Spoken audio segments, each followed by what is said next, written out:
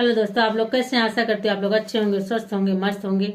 आपकी छोटी बहन राधिका आज आप लोगों ने एक प्यारा सा सुंदर सा गीत लाई, आप लोग सुनिए, आनंद लीजिए।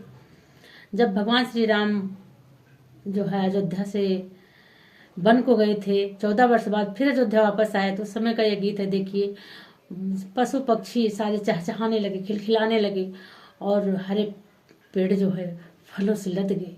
देखिए वो वक्त क्या था, वो समय क्या था। आप लोग गानों के माध्यम से सुने, बड़ा ही प्यारा गीत है।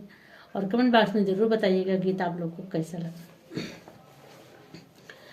देखा सखी राम जी लौटी आए बन से, देखा सखी राम जी लौटी आए बन से। जब मोरे राम बगियावा में आए, जब श्री राम बगियावा में आए, सूखल पेड़ वाला दरी गए फल से।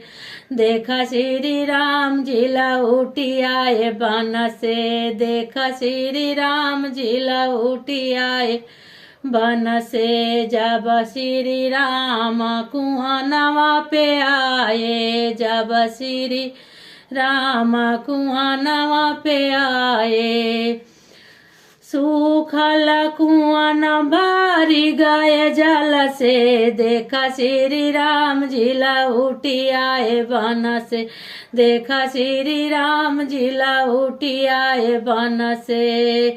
जब श्री राम दुआरवा पे आए, जब श्री राम दुआरवा पे आए, गैया के दूधवा चुआन लागे थन से। सखी हो श्याम लौटिया बन से, सखी हो राम लौटिया बन से। जब श्री राम मैया से मिले, मैया मिली दहाड़े मार के।